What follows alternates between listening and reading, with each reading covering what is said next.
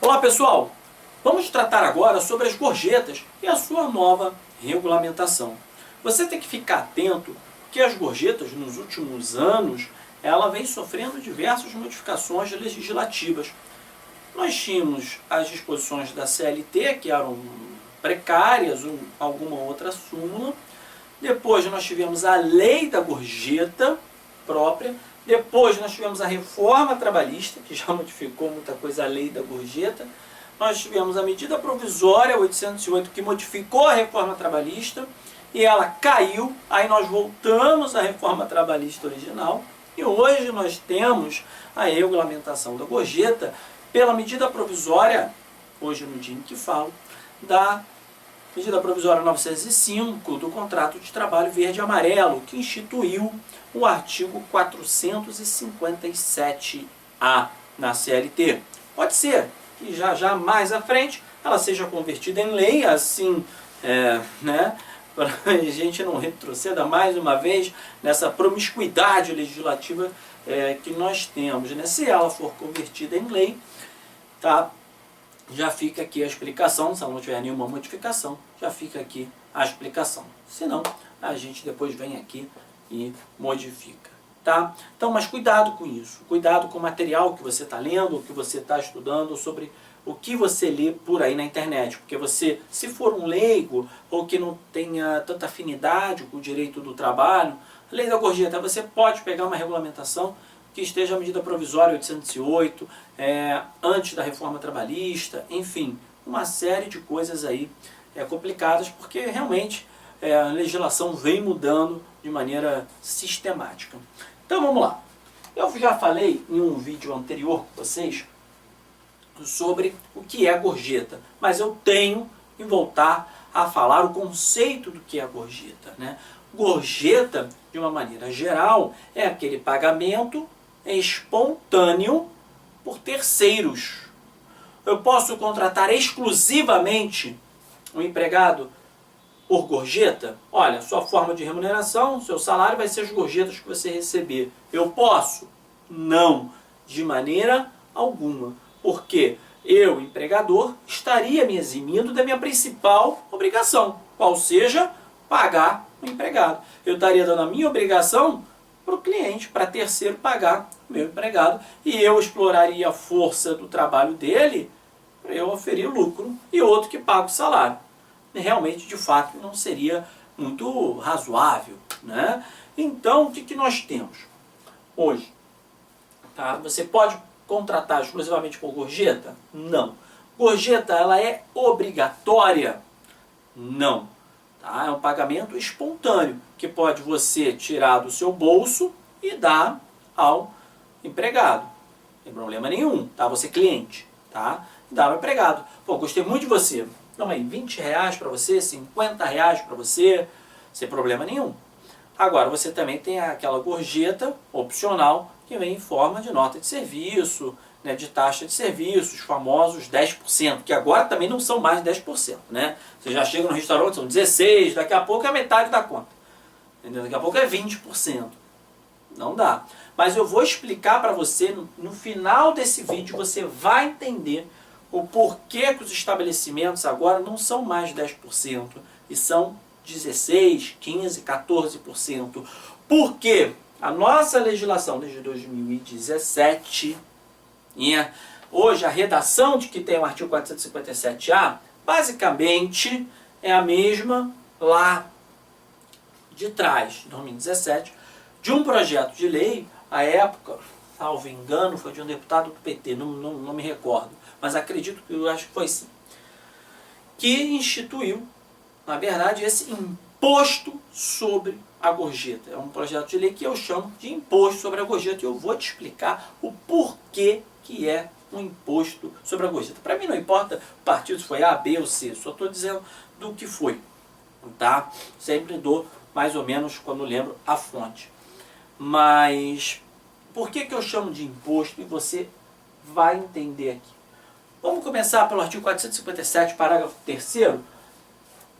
que vai definir o que é a gorjeta. Considera-se gorjeta não só a importância espontaneamente, conforme falei, dada pelo cliente ao empregado, como também o valor cobrado pela empresa, que são as famosas taxas de serviços, 10%. Tá? E aí nós temos hoje a regulamentação da gorjeta no artigo 457A. Olha lá. A gorjeta não constitui receita própria dos empregadores, mas destina-se aos trabalhadores e será distribuída segundo critérios de custeio e de rateio definidos em convenção ou acordo coletivo de trabalho.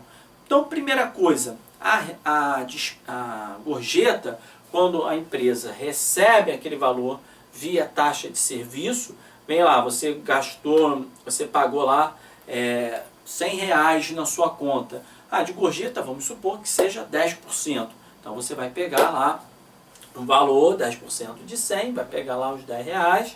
A empresa tem que pegar, e esses R$10 não se destina à empresa, e sim aos trabalhadores. Agora, como é que vai ser esse critério de rateio? As legislações foram mudando. Antes, esses critérios eram definidos mediante a assembleia dos trabalhadores para tal fim, ou o próprio sindicato que dizia. Agora, você não tem mais assembleia, não tem nada.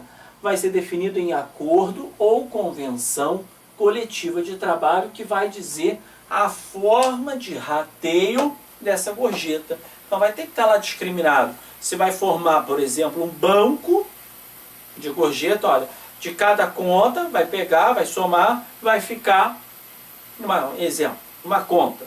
Tá? E depois você distribui igualitariamente a todos os empregados. Enfim, quem vai dizer a forma de rateio dessa gorjeta vai ser cada acordo ou convenção coletiva de trabalho. Então, se você tiver um cliente que chegue a você vai ter que pedir a ele aquele acordo ou convenção coletiva de trabalho, como é que era essa forma de rateio. Tá bom? Veja que aqui, vou falar aqui numa parágrafo primeiro. Na hipótese de não existir previsão em acordo ou convenção coletiva de trabalho, os critérios de rateio e de distribuição da gorjeta e os percentuais de retenção, que nós vamos ver aqui, serão definidos em Assembleia Geral dos Trabalhadores na forma prevista do artigo 612. Aqui agora a medida provisória deu um norte, e antes não tinha. Só falava que era definida em Assembleia. Pronto. Agora não, ela define, se não tiver acordo ou convenção, vai ser em Assembleia Geral dos Trabalhadores na forma do artigo 612 da CLT. Tá? Vamos seguir. As empresas que cobrarem a gorjeta deverão inserir o seu valor correspondente em nota fiscal. Tá. Entenda essa parte aqui e agora você vai compreender o porquê que eu chamo de imposto. Para as empresas inscritas em regime de tributação federal diferenciado, nós podemos botar aqui, por exemplo, simples. Você vai ter que lançar a gorjeta na respectiva nota de consumo, facultada a retenção de até 20% da arrecadação para custear os encargos sociais, previdenciários e trabalhistas derivados da sua integração à remuneração dos empregados. Ou seja, a gorjeta ela vai integrar a remuneração. Porque remuneração, salário mais gorjeta. E daí você vai ter o fim, por exemplo, do seu próprio INSS, no fundo de garantia. Então você vai ter um aumento de custos da empresa. Porque se você tem aqui o empregado que ganhe R$2.000, com essa integração, ele ganhou R$1.000 de gorjeta, mais R$1.000 de gorjeta, ora, em cima de R$3.000, que será, por exemplo, essa integração para o INSS e afins. Integração à remuneração dos empregados. Tá? Isso não as verbas de natureza salarial, mas, por exemplo, para fins de previdência, para fins lá do próprio fundo e tudo mais, tá? Então, a alíquota do empregador com essa integração da gorjeta aumenta, a despesa nele aumenta. Mas, para o empregado também é ruim. Eu entendo como ruim, porque ele vai sofrer também mais descontos. Aí você vai ter que ver entre o que você vai receber mais de alíquota e etc, se vai compensar. Tá? Você também pode receber a mais, você aqui, por exemplo, vamos supor, fosse isento do imposto de renda. Com essa integração, você vai ter o quê? Imposto de renda. Aí você vai agora ter que descontar o seu imposto de renda. O INSS vai ter um desconto maior. Concorda? Então, na verdade, esses valores aqui vão para quem? De INSS, por exemplo, esse aumento do imposto de renda, vai para quem? Vai para o governo. E só que quem paga essa gorjeta aqui? Quem paga a gorjeta? Terceiros, os clientes, o povo.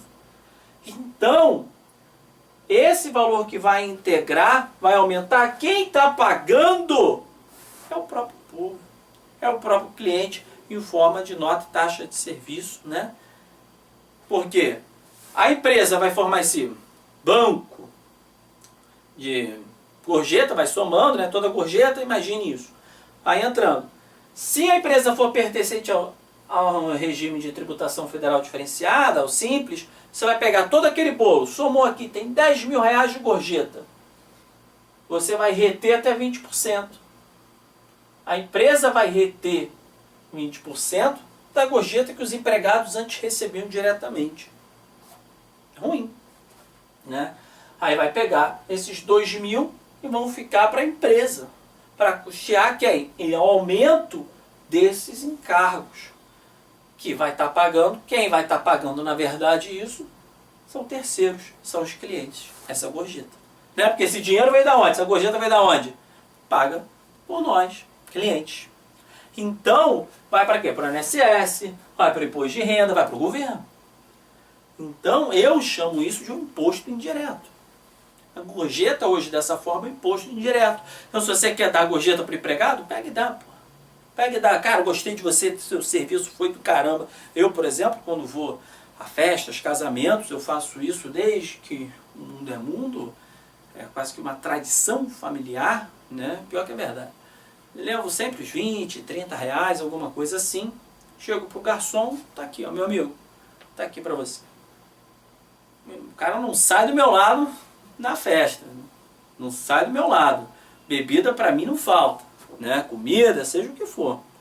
Não sai do lado. Meu amigo, tá aqui. Então, mas dou direto pra ele. É melhor. Eu hoje prefiro. 2. Para as empresas não inscritas em regime de tributação federal diferenciado, lançá-la na respectiva nota de consumo em retenção de até 33%. 33%. Então, daquele valor todo das gorjetas, a empresa vai receber toda aquela gorjeta, que é paga por terceiros, vai reter 33%, se não pertencer ao sistema de tributação diferenciado. Vai reter 33% para custear esse aumento dos encargos.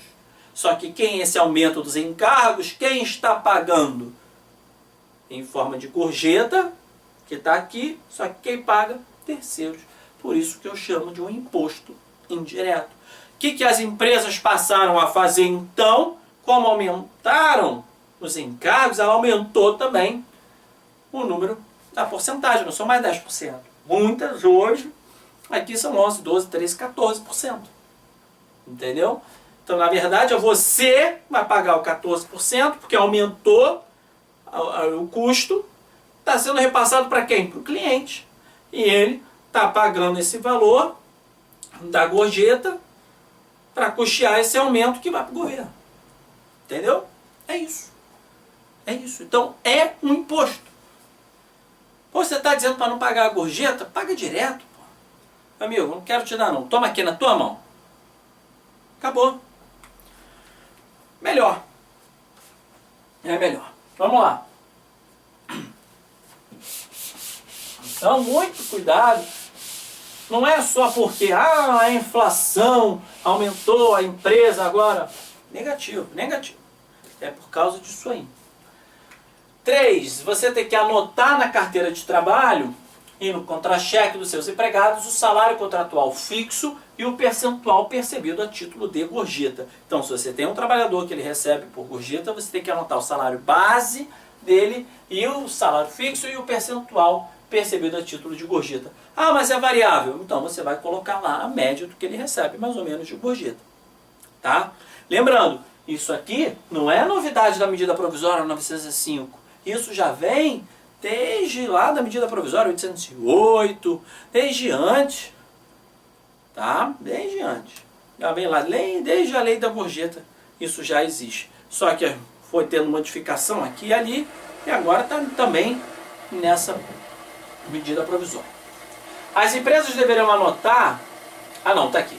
A gorjeta, quando entregue pelo consumidor diretamente ao empregado, terá seus critérios definidos em acordo ou convenção coletiva de trabalho, facultada sua retenção nos parâmetros estabelecidos no parágrafo 2º.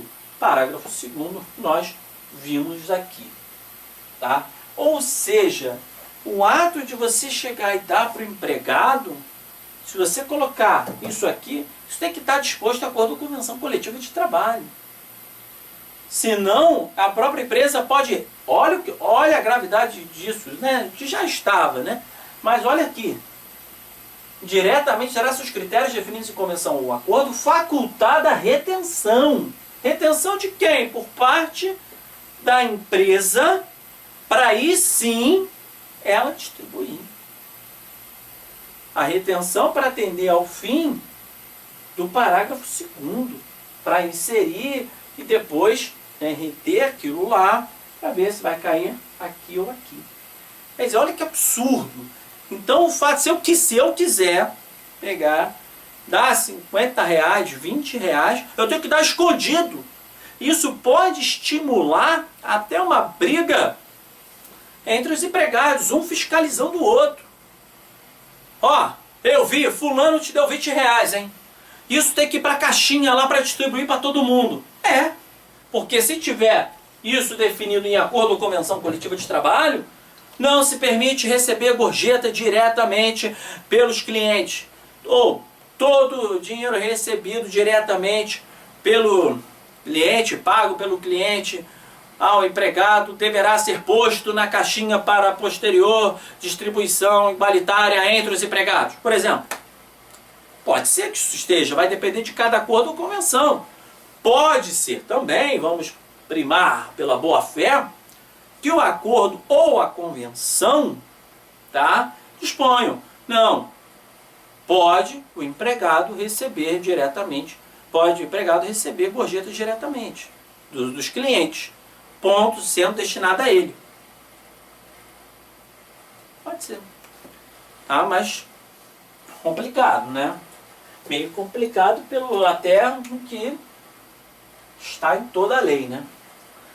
As empresas deverão anotar na carteira de trabalho de seus empregados o salário fixo e a média das gorjetas dos últimos 12 meses.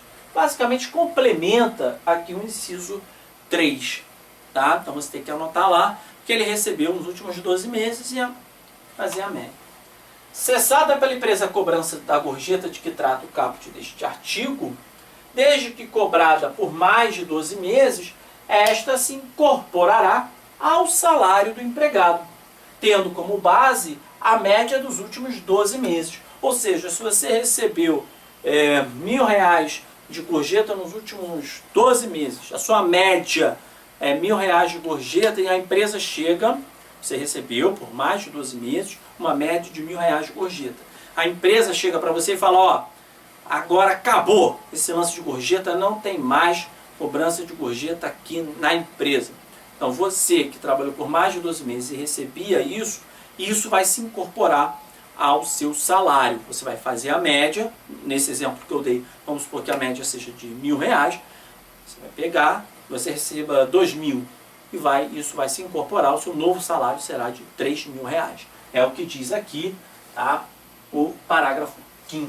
Eu acho que dependendo dos valores que receba a gorjeta ou não, isso aí a empresa vai ter que fazer um cálculo, se vale a pena ou não, que no futuro pode ser isso aqui, tá? Pode ser que muitas empresas acabem com gorjeta, porque o custo aumentou significativamente.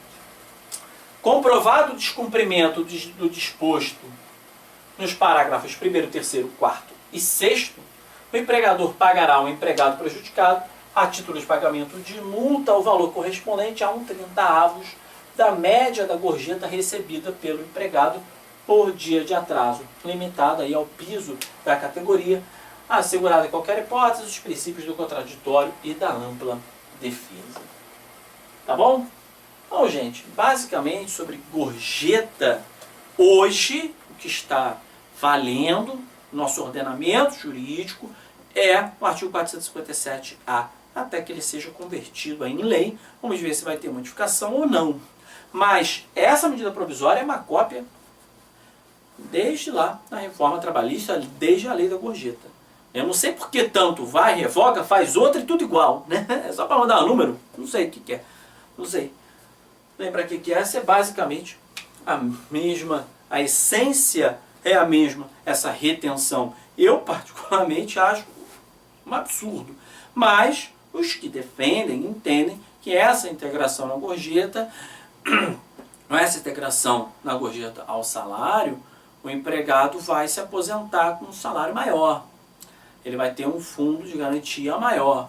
Porém, meus amigos, eu lamento informar que nós estamos no Brasil, né, ainda onde os descontos são muito maiores, com certeza, do que o valor da aposentadoria dele, do aumento do valor da aposentadoria dele. Só que ele poderá descontar a mais de INSS e de imposto de renda, eu não sei se vai compensar o ganho da aposentadoria lá na frente e o fundo, por exemplo. Então é isso aí que tem que ver, né? É isso que tem que ver. Às vezes, se você receber de uma natureza indenizatória e não integrar para nada, para nenhum fim previdenciário, etc., talvez seja até melhor. Mas aí é sentar e fazer conta e depende do interesse, né, de cada um. Então, para mim, é uma aberração. Mas o que eu acho não cai em prova, não interessa, é apenas aqui agora um bate-papo, porque você instituir um imposto sobre a gorjeta, acho ruim, conforme falei para vocês. Quem paga esse aumento somos nós, clientes, quando a gente vai lá, paga 10%, paga 10%. Você que está pagando isso aí. Não estou querendo fazer nenhuma revolução, nenhum movimento contra as gorjetas, não é isso. Mas e até se você paga diretamente ao empregado, né? Você viu que tem que ter um critério, olha aqui.